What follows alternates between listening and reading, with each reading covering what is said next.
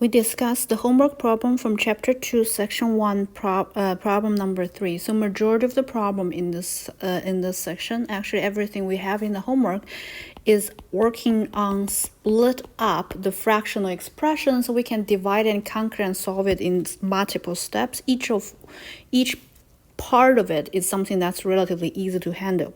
By looking at power of 3, and power of 2, we realize that we want to simplify the structure, so we do long division. What we have is x cubed plus 0x squared plus 0x minus 17. If I were to divide it by x squared plus 4x plus 3, so the first thing I end up with is I multiply x, and then by subtraction, I have minus 4x squared minus 3x minus 17.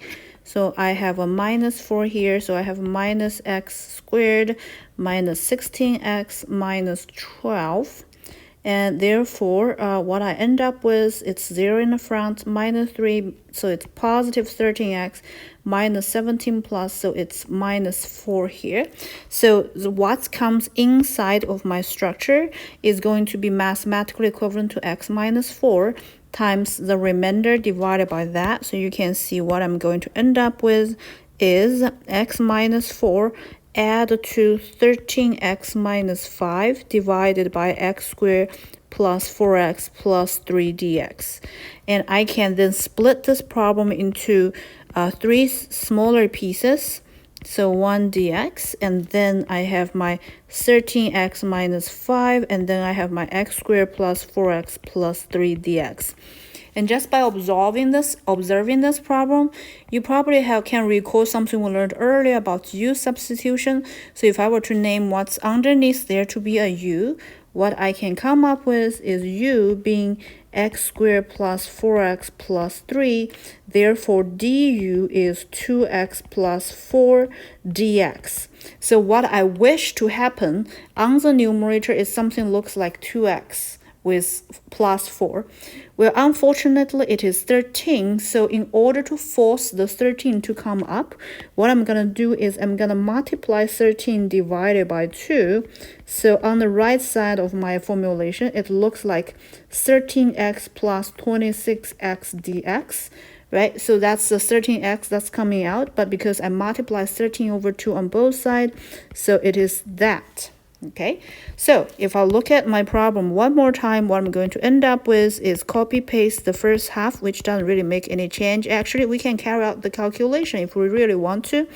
The first two parts is 1/2 x squared minus 4x, and then we have the second piece. I want it to look like 13x plus 26 dx divided by x squared plus 4x plus 3, but of course that's wishful thinking. It was 13x plus minus 5.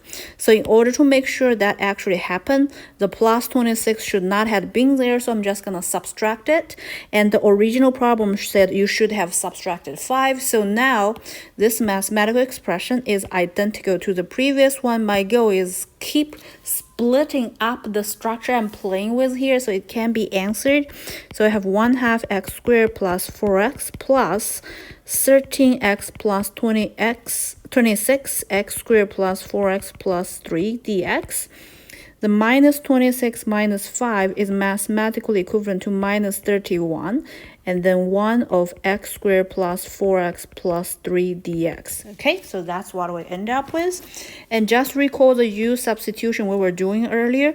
So what you're actually going to play with is 1/2 x squared plus 4x, and then go with my u substitution. Remember, 13x plus 26 dx is the du with a coefficient of 13 over 2.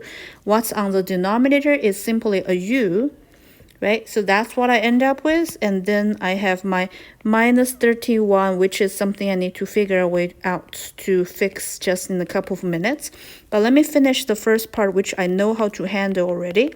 So it is 13 over 2 times antiderivative of u, which is natural log of u, where the u can be converted back into x structure. So it is supposed to be x squared plus 4x plus 3. then the only thing, that's only mystery left for me to do is how do I handle this term. So this is a quadratic function. I really don't have a formulation that's available out there yet. So let's see what we can do.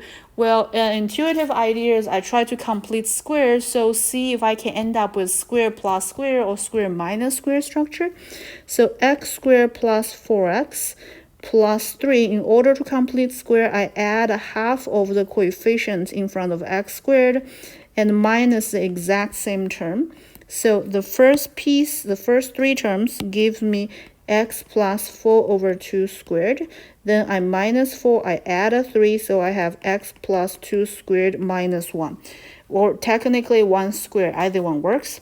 So the denominator I have here is mathematically equivalent to something squared minus something else squared.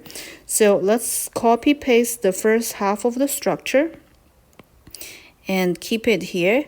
But then the rest part is to find the antiderivative of x plus 2 squared minus 1 or 1 squared. The reason I want to convert it into 1 squared is because of the formulation. The antiderivative formulation of x squared minus a squared, something that should be given directly, or which is something we're going to discuss very quickly in class. So it is x plus a and then minus ln of x minus a. So let me just take a very brief look to make sure I'm looking at the thing that's definitely correct. So I end up with 1/2, actually 1/2 of ln x plus a and 1/2 of ln minus 1/2 of ln x minus a, right? So this is what we end up with. And then the next thing for us to do is just to get to, my bad, let me just rewrite it. I have a minor issue with my formulation here. I made a mistake when reading the formula. It was negative 1/2 negative 1 over 2a, and then ln of x over a plus 1, and then add to 1 over 2a ln of x over a minus 1. Okay, so that's what we end up with, and therefore my formulation for the second half, you will realize I can use a change of variable. That is to say, I call my x plus 2 to be my new variable w. So, sorry about that.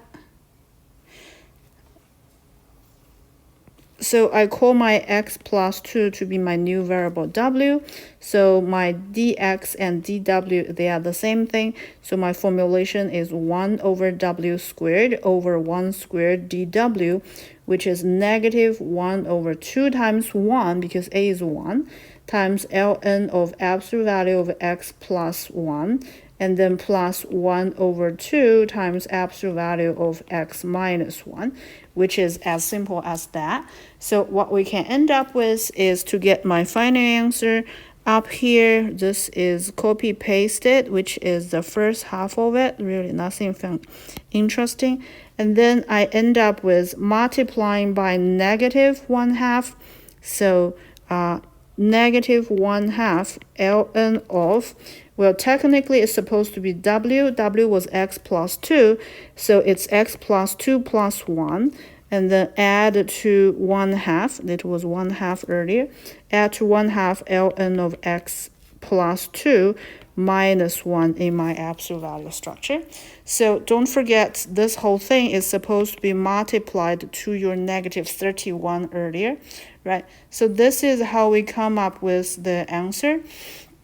You may want to just make sure you follow the calculation clearly. If this formulation, that's which was directly given to you, is slightly confusing, don't worry about it. We will go over the derivation, right? We give you a lot of formulations already. For example, antiderivative 1 over x squared plus a squared, 1 over x squared minus a squared with square root, or the other way around, right? There were a lot of integral formulation that has already been given to you. We can derive part of it, some of it, if we want to, but it's a very good practice just to make sure you get the idea. Bottom line, you have a polynomial divided by polynomial. What we are essentially doing is to split it up into multiple pieces so we can divide and conquer, solve one part at a time.